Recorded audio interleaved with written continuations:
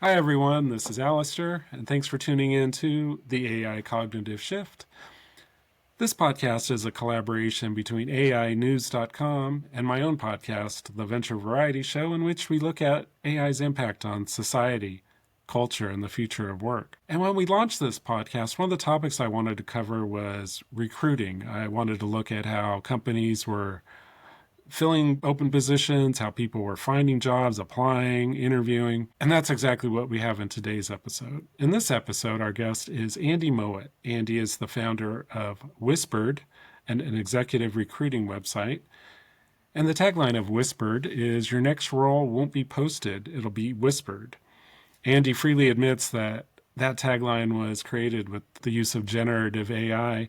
And Andy talks about how he uses AI to power every operational aspect of Whispered without him having to hire any full time staff.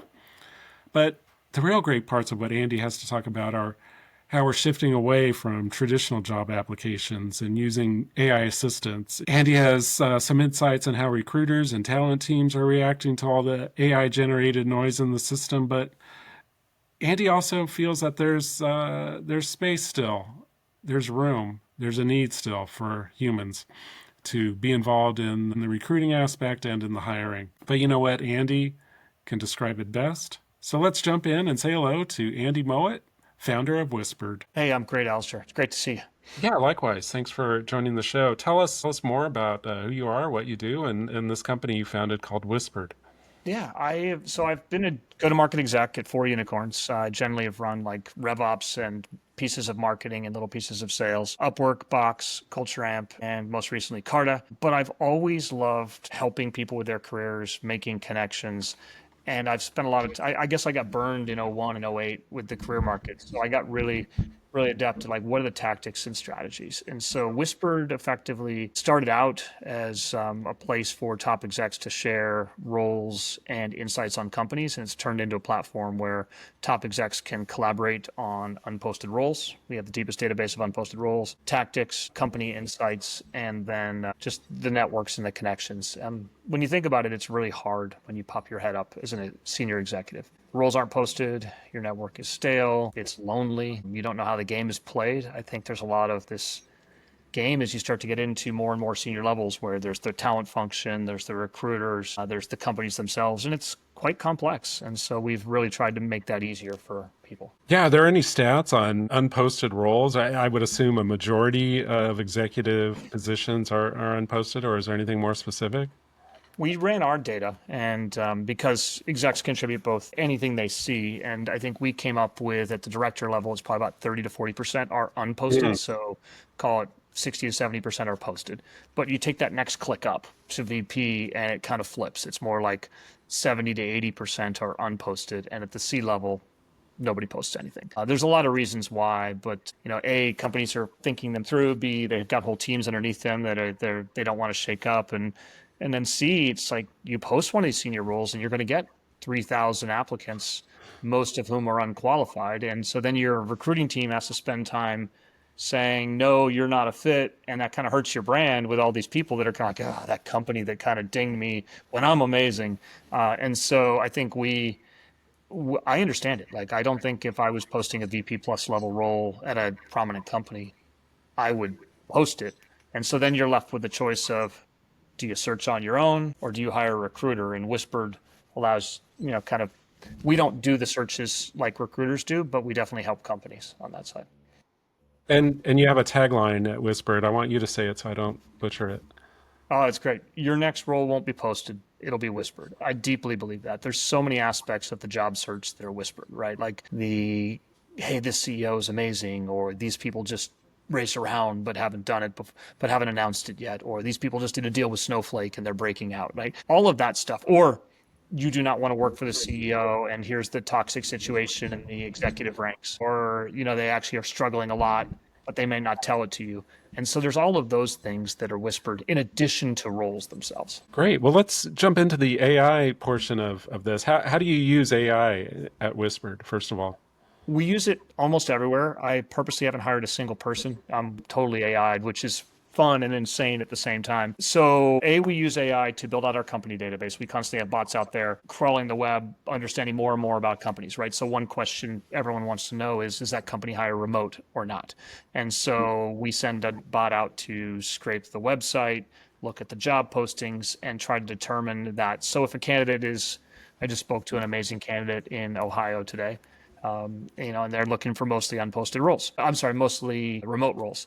And so we want our database to be able to do that. We also are scraping lots of other information on companies like headcount growth and things like that. So that's all being done. So we have a free database of 6,000 plus venture-backed companies. We also are scraping like which VCs are invested in them. So that's that side.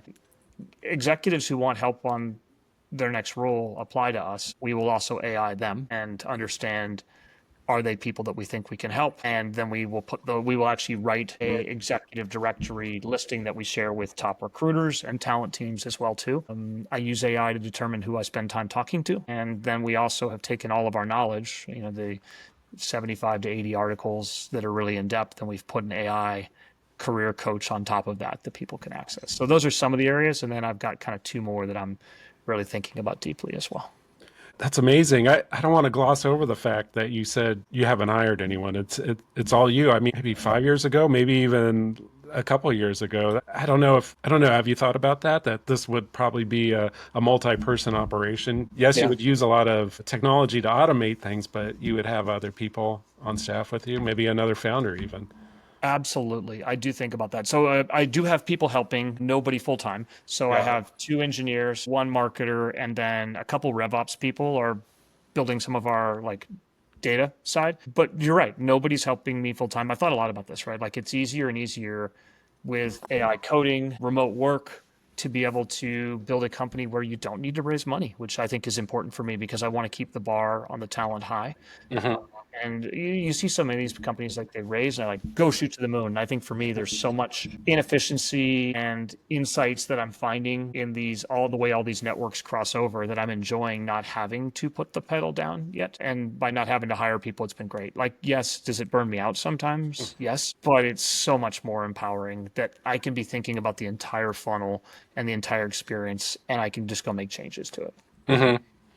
Hmm. And in time, I don't think this is going to be unusual. I mean, it's my feeling that solo founded companies using AI to take care of many tasks. I don't think it's going to be commonplace. Yeah, yeah. And the cool thing is people keep handing me new AI tools to test for free. Um, Good point. so I've got like 4 or 5 that I'm testing now, and it's like, okay, cool. Like, can this help me or not? And if it does, then how can I help them? Speaking of AI tools, let's talk specifically about recruiting, job searching, finding candidates. How is AI kind of changing the game? Whether you're a job seeker or a company looking to fill an unposted position or even a posted role. Yeah, I'll give an example in kind of my world that I encountered, and I was like, my jaw just was like, wow, I realize how the world's changed. So I hire a lot on Upwork. Hmm. I posted, actually used to work there. I posted, like 3 or 4 years ago, I would post a dev role or a virtual assistant role, and you'd get like over the course of 4 or 5 days, 40 to 50 really crappy applicants and one or two that were really thoughtful. And you would be able just to winnow them out right there. And Yeah. recently, when I posted one, I got 50 amazing applicants within 5 minutes, right? Perfectly written. It was obvious they were all AI'd. And then now you're like, oh, how do I sort through these, right? It used to be that people that just didn't do the work or didn't do it well kind of sorted themselves out. And so I think companies are really struggling with this, right? Like it's the job, like there are services, Whispered is definitely not one of them, that you can just have the AI apply for you, right? So if you're a hiring manager, you're just going to get absolutely blown up with resumes and backgrounds that look really good. And so then you've got to go the next step, which is like you got to interview all these people, you got to talk to them. And so that can be really hard. So we're using AI. I think people are starting to use more AI. And so if you look at that, people keep bemoaning like, oh, I'm not getting through. Well, the reason you're not getting through is because everyone's doing the exact same thing. And so what you end up with is it's companies are overloaded with AI applications. So they're increasingly not posting those. I remember recently I pinged a friend. I was like, he had a director level role open at a hot company, and I pinged him and I was like, hey man, I got two great people. And he's like, hey, I've had 33 other people pay me. They also have great people. Can you just have them apply? Right. And so then his recruiting team is going to be overloaded and they're going to just throw up their hands. So I think what you're going to see is in the end, this whole concept of applying to jobs will go away to some degree over time. I think AI is going to make it easier to figure out who are the right potential people. But I also think it's going to be those people are going to be getting pinged all the time. And so then they're going to start to tune out. And so a lot of what I'm building with Whispered is how do I have that permanent dialogue with you about your career? And if I can do that, then I think it gets really interesting. It sounds like recruiters are going to be impacted. That they're likely to be replaced by AI if what you're that's kind of what I picked up on what you just said. I don't think so. I think No? there's definitely Okay. a need for recruiters and stuff that we don't do, right? So if you think about it, recruiters are going to need to engage people because and Okay. it's going to get harder and harder to engage people.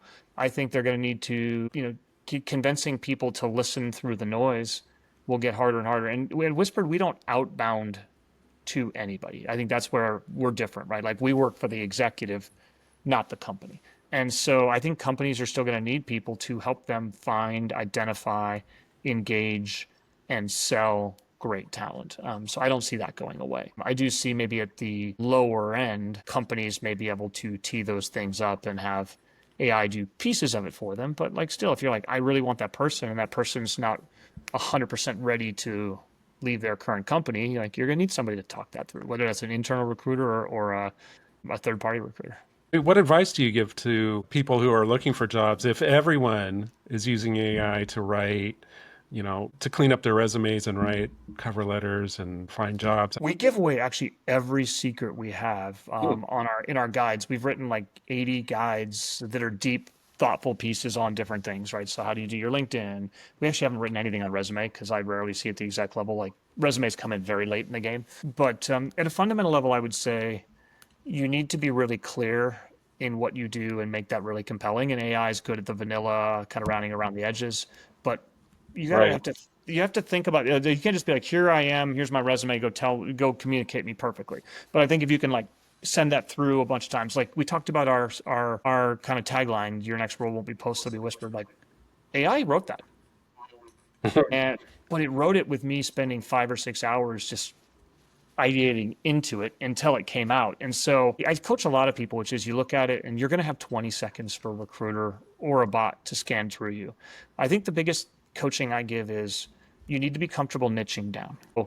You can't be everything to everybody. And if you are, you're like, hey, I could do this or this or this. Nobody will remember you. And so what you really need to do is, I talked to a person today, is like operations. And I'm like, but operations can mean so many things to so many different people. Like, how do you get more specific on what you do? I talked to another person this morning, and we were talking about and I don't want to talk too specifically about what they did, but we were talking, and I was like, here's how you can get more specific and be more memorable and stand out more. So I think there's that piece of it. I think networks and leveraging your networks is becoming more and more important. And that's really what Whisper's not just about Andy's network, it's about all the members that are in Whispered as well too, helping each other, connecting people to things. And so I think those things can definitely help you. Can you say how many people you've worked with or placed or any kind of metric like that? Over 100. We've been only open for officially for 2 months. Yeah, right. So I've been running it quietly for, with like friends and people I wanted to help before that. But yeah, we've definitely helped more than 100 folks, and we keep the bar high. So I would say we've helped thousands of people because we give away stuff for free. People that we've worked for on a paid membership is, over 100. People are asking you to drive test new tools all the time. Is that kind of where we're going? It's just more and more AI is just going to be dumped into the whole network. Yeah. Yeah, I'm testing a tool now that does like AI role play interviews. I've played with Oh. some of those in the sales side. I think those are interesting, right? Like I hop on with people and I'm assessing two things to determine if we can work with them. One is, do they have the background to do the job, right? So Mhm. that I think I could AI, I think I could replace that with AI. And then the other one, which maybe I could replace too, but it might take a little longer, is like, are they a giver and are they a helper? And so generally I'll ask them, what companies you're looking at. And if they tell me, I'm like, great. If they're like, I can't tell you, I'm like, I don't think you're kind of one of our people that we can help. But we had that the other week, and somebody told me, I was like, oh, that CEO I'm talking to next week. So it's amazing on that. But back to your question on AI, I think we're working with this company to build like go-to-market screens for things like a CRO or a VP of RevOps or a CMO. Like, what would that interview look like? And we're early in that process, but in theory, I should be able to build a tool that can help people practice interviewing. That sounds amazing, practicing interview, because well, I mean, I'll use my own son as an example because he's in college, and I've helped prepped him, and I told him stuff just based on my experience. And in fact, I told him, I said he had to practice describing who he is, because I said, that's the first question they're going to ask you, tell me about yourself. And he said that was indeed the case. A long way of me asking, is our interviews changing? I mean, are we still trying to like ask gotcha questions, or is interviewing questions just more about verifying maybe what our research and AI has already told us? It's really interesting. Like I mean, there's all the AI will do what you tell it. It's not creative in and of itself. And That's for sure. so I think it's going to be really, I think it's going to disadvantage people that aren't good at it. And I see a lot of these people, and I think Whisper tries to help, right? Like, how do you articulate yourself? Right. How do you be clear in what you want? I find so many people just barf into LinkedIn, like, here's this long list of stuff, right? And they somehow think that's going to optimize for the algorithm. I think the algorithm's going to get smarter and smarter, right? Moving on, let's talk about, you work with a lot of different venture firms, helping them to find roles for their portfolio companies. What kind of trends are you seeing across VC talent teams? Wow. I'd say there's a general narrowing of the teams. I'm seeing there, I know one that just pared their team down from 3 to 1. I think No, there's no. a lot of teams have kind of gone the cutting them down. It's fun. We're actually building features to try to help them because we know they're all swamped, right? Like they get pulled in a lot of directions and get asked to do so many different things. I'd say there's lots of different flavors of VC talent teams. Like some are doing the search, some are consultative. You see different backgrounds from them. Some come from in-house, some come from other recruiting firms, and I'm seeing those evolve a lot.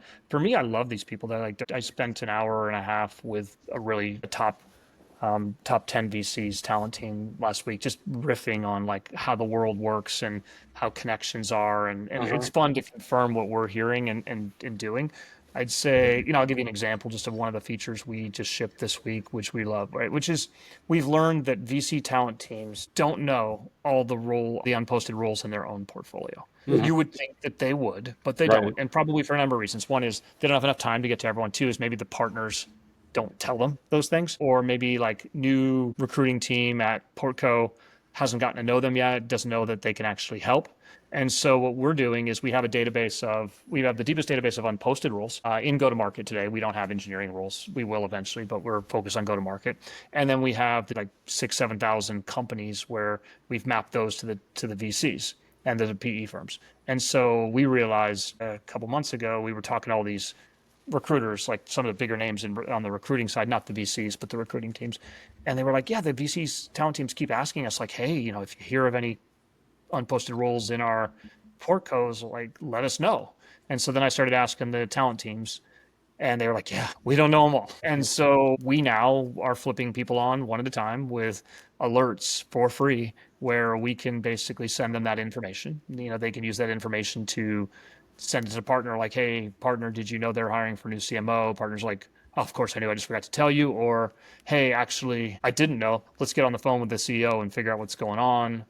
And so they can use that intelligence to spot roles there. And so this is a good example of like where our platform can help empower that. And it builds on like the mutual symbiotic relationship we've got with a lot of these talent teams. That's amazing. You said your observation that some venture firms are paring down their talent teams. Is that just cost cutting measures, or is that because they're replacing some of the tasks with AI? I don't think they're replacing it with AI. I think it's really hard to replace this executive level talent with AI. Maybe in like 15 years, it might be possible. But I think especially at the executive level, like a senior level top GTM leader for or like a CRO isn't going to talk with an AI, right? Like you've got to have those conversations. You still have to engage them in events. I think if I had to theorize on it, it's very few teams are doing it where they're seeing it as a complete competitive advantage. And then I think the other thing is they're becoming clearer that it's not, we don't just recruit for you. We're going to help give you all the best practices. So they're realizing they can do those with smaller teams. Do those VPs, do they have a chance of finding roles if they're not using AI? I'm going back to the AI portion of this conversation. Like, how important is it for folks I to don't make? think AI is important to find the rules. Okay.